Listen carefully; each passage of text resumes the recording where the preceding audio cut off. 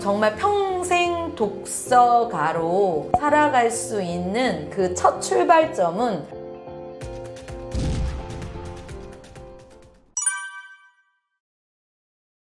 여러 가지 이유가 있을 수 있어요. 굉장히 이제 그 아이의 히스토리를 탐색해 봐야 되는데, 사실은 독서는 타고나는 게 아니라 환경에 의해서 길러지는 거고, 부모에 의해서 그 환경이 제공되는 거기 때문에 아이의 입장에서는 조금 타율적인 독서로 시작이 되거든요. 그 와중에 아이의 기질이나 적성, 아이의 발달 단계와 맞지 않는 환경이 들어갔을 때 처음에는 좀 새로운 매체니까 관심을 가지다가 나와 맞지 않으면은 계속 어긋날 수밖에 없는 거죠. 그래서 이제 점차적으로 그 환경에서 그 학습자 또 그 독자와 관련 없는 맞지 않는 환경이 들어왔을 때 어느 계기가 돼서 그때부터 이제 책을 멀리하거나 편견을 갖거나 결국에는 싫어해서 책과의 단절이 일어나는 경우가 있습니다. 그래서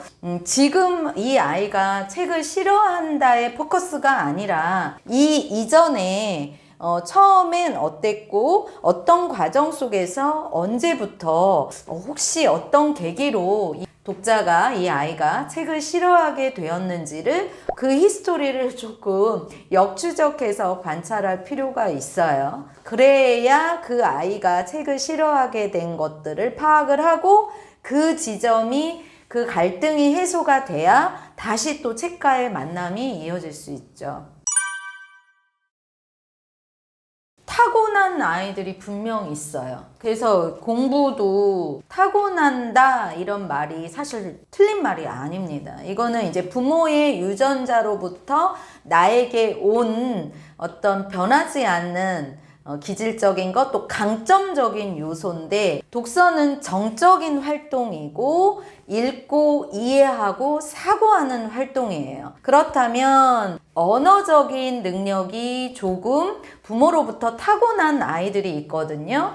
언어적인 능력의 구사력, 표현력도 타고나는 아이가 있고, 그리고 그 언어를 좀 논리적으로 배치할 수 있는 능력을, 논리 사고력이 좀 강점인 아이들이 있어요. 그리고 공간지능 같은 경우에도 상관이 없을 것 같지만 사고를 입체적으로 하는 게 또 공간지능의 역할 중에 하나예요. 그러면 이 우리가 이제 갖고 있는 여러 가지 소프트 스킬에서 언어적인, 그리고 논리 사고적인, 그리고 생각을 두루두루 통합적으로 할 수 있는 이런 공간지능과 같이 이러한 능력들이 책 읽기에 어떻게 보면 최적화된 어떤 기질을 갖고 태어났다, 강점을 갖고 태어났다, 이렇게 이제 말을 할 수가 있습니다. 그래서 타고난다. 그러나 타고나는 것이 전부 다는 절대 아니다. 타고났어도 그것이 개발되고 사용될 환경을 만나지 못한다면 결코 그것은 우리가 사용하지 않는 건 없어지거든요. 그러니까 그냥 감춰지는 거죠. 그래서 독서 환경이 반드시 제공돼야 한다. 그게 첫 번째는 엄마 아빠가 독서에 대해서 어떻게 생각하느냐, 이거 자체에서 이제 출발을 하죠. 그리고 우리 집의 물리적인 환경들, 돌아보면 책이 있다, 돌아보면 또 저 방에 가도 책이 있다, 이것과 돌아보면 커다란 TV만 있다, 뭐 디지털 매체만 있다, 그러면 이제 관심도가 향해 가는 것들이 이제 많이 달라지겠죠. 그래서 물리적인 환경과 또 부모의 양육적인 철학과 태도, 이런 것들이 다 모여서 독서 환경이다, 이렇게 이제 말할 수가 있습니다.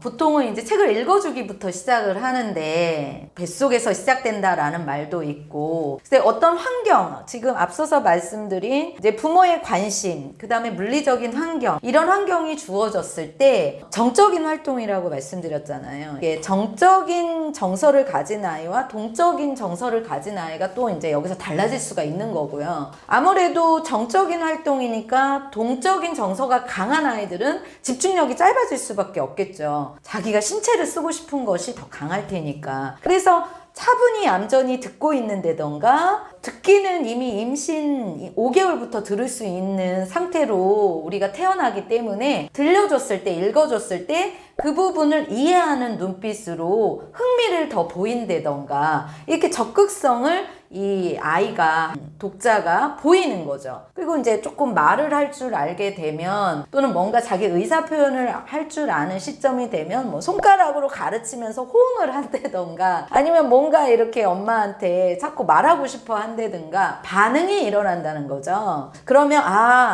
이 아이가 이러한 자극을 줬을 때, 언어적인 자극을 줬을 때, 이런 스토리를 줬을 때 이 정도까지 이해하고 반응을 보이네? 이거는 읽어주는 엄마가 잘 알 수가 있어요. 깨달을 수가 있어요. 그래서 엄마와의 그 양육자와의 애착과 밀착 관계 속에서 엄마가 조금 관찰력이 좋으시면 아이의 그 재능, 독서 재능적인 거, 아까 말씀 그러한 부분들을 다 캐치할 수가 있습니다.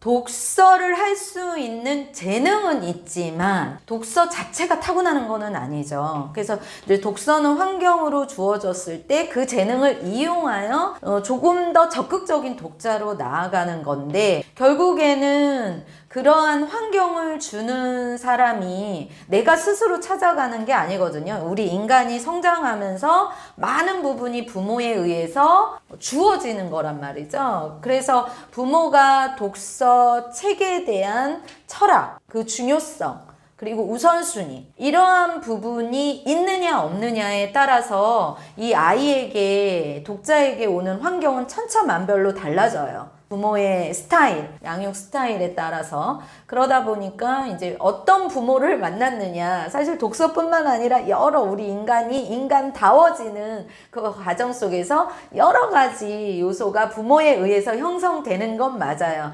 독서도 마찬가지라는 겁니다. 그래서 정말 평생 독서가로 살아갈 수 있는 그 첫 출발점은 엄마 아빠의 독서, 책에 대한 철학이라고 생각합니다.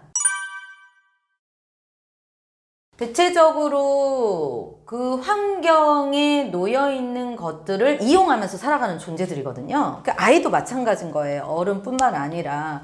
그래서 일정 기간 관심이 없다가 유치원이나 어린이집을 갔을 때 근데 그 선생님이 또 독서에 대해서 좀 애호가예요. 긍정성을 갖고 있는 분이어서 자기 반 아이들한테 그런 환경을 주었어요. 근데 집에서는 없었단 말이에요. 그러면은 5세 이후에 이 아이가 또 새로운 계기, 새로운 환경을 만나. 그리고 친구들이 막 그 책을 가지고 재미있어라 해. 그러면은 인간은 모방 심리가 또 강하기 때문에 그 환경이 계기가 돼서 책을 좋아하는 아이로 또 바뀔 수가 있는 거죠. 그래서 환경이 사실은 유전인자만큼 환경이 주어지는 것들이 굉장히 인간을 형성하는 데 영향력이 크다 이렇게 볼 수 있죠.